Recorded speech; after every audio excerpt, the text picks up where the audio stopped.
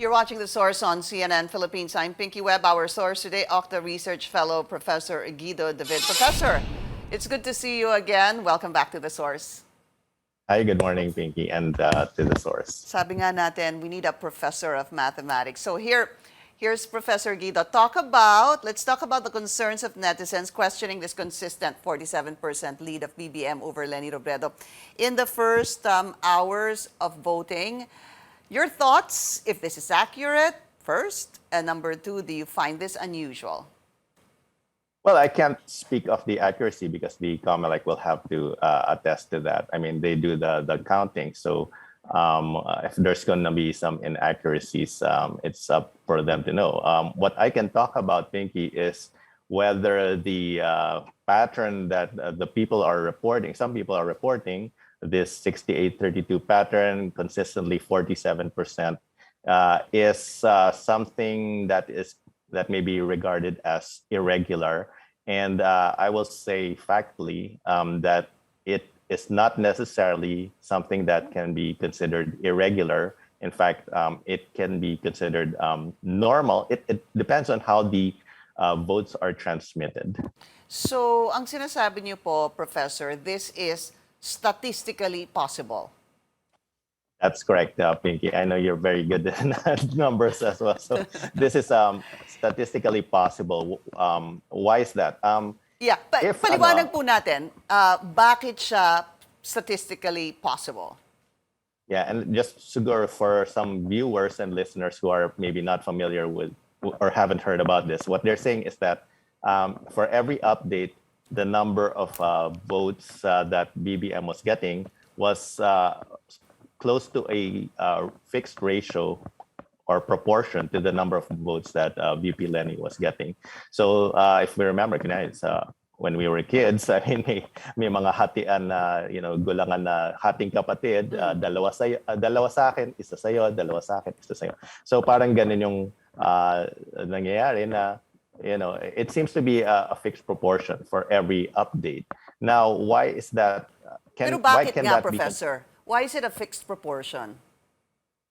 Well, I think it has to do with the reporting. Now, if we look at, kunyari, I'll compare it with, let's say, the U.S. elections.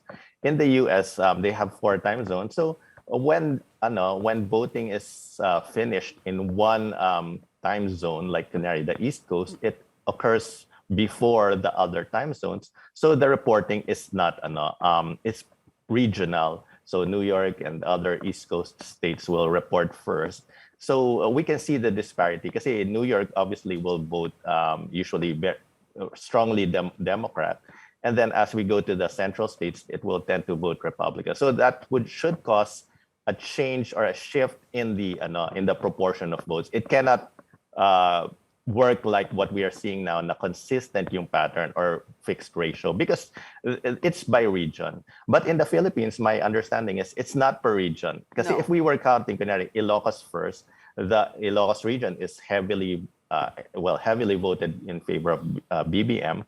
And then when we get to Bicol region, it heavily voted for VP Leni. So if that were the case, then we would see large changes in the proportions if it were by region. But I don't think it was regional. I think they were all transmitting from around the country at the same time. Now, I can't speak for COMELEC. Yes, from all over the country at the same time. Yeah, basically that's what they're saying. It's whatever is available, if they're done with the voting, that is the election return that they are transmitting to the COMELEC server. But then, given that, I understand where you're coming from na. If it's per region, let's say nauna si Ilocos, that 47% will definitely be higher. If it was Bicol, that 40% percentage will also be different. But how can it be the same? I guess yun po yung tanong paano po siya magiging pareho na 47% kahit na po pa iba-ibang ER ang dumadating sa COMELEC server mula sa iba't ibang panig ng bansa? Yes, Pinky, and I will resort to it was actually mentioned by your previous guest, yung law of large numbers. Pero I will try to explain it. Paki-explain po yun, law of large numbers. In layman's terms, I will explain it using an example that I have been using. So, kunyari sa Ilocos, we instead of vote counting machines, let's say ang votes natin ay palay ng bigas or butil ng bigas. So and then meron tayong sako ng bigas in Ilocos, and yung votes for BBM, let's say kinulay ng red, and just for simplicity, let's say white yung kay VP Lenny.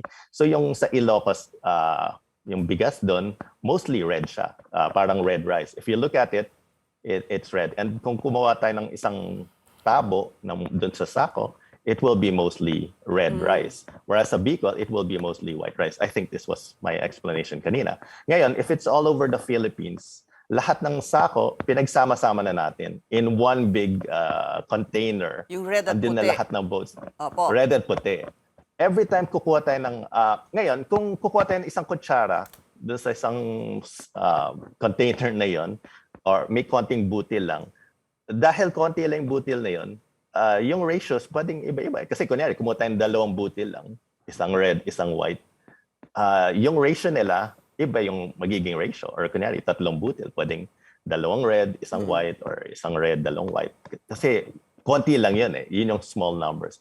Pero if we take large numbers, like isang tabo, yung consistency niya, kung well-mixed yung bigas sa container, it will be more or less the same. Kahit saan tayo kumuha ng tabo doon, pupunta tayo sa isang part ng container, kukuha tayo ng tabo na marami na may bigas doon, yung consistency niya will be the same ratio. So ito yung tinatawag nating law of large numbers. Dahil, yes. Opo, but does the law of large numbers only apply if one candidate has majority of the votes? No. It should apply anytime. So nangyayari dito, Pinky, every time kukuha tayo ng, yun nga, every time nag-update siya. Kasi yung update naman every 1 million votes. Eh. So that's a lot of votes. Hindi naman siya nag-update ng 3 votes or 10 votes. So it's 1 million. So we're seeing the effect of the law of large numbers. So whether one candidate is leading or not, hindi siya nagmamatter.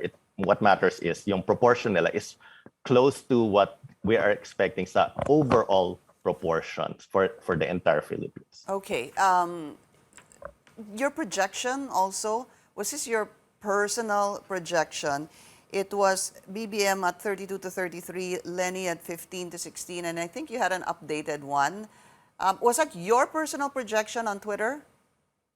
Yes, it was my personal projection based on the preliminary counts. So project for once we got to the finish line, na they would reach these numbers based on the COMELEC partial or unofficial counts. And even the, what about the senatorial lineup? Was that the survey of OCTA, or was that also your personal projection? We actually compared, Pinky, yung survey results, and that one you're showing on the screen is actually OCTA research survey. So when we conducted the survey, and same thing with the presidential and vice presidential, yung na-project or yung not project, sorry, but the survey results showed na BBM was getting mga 58% and Lenny was getting 25%. And right now what we're seeing is 59K BBM and 28K Lenny. So it's very close. And sa senatorial lineup, we had the top 12 based on the respondents' preference. And yung top 12 namin, more or less, not more or less, it's exactly the same as the top 12 that we're seeing. It's spot on, but except for the rankings, we didn't foresee the Robin Padilla phenomenon that he would be number one, a very strong number one. All right, OCTA Research Fellow, Professor Guido David, sir. Good speaking to you again. Thank you for your time. Thank you, Pinky. Good morning. Thank you for joining us here on The Source. I'm Pinky Webb. You're watching CNN Philippines.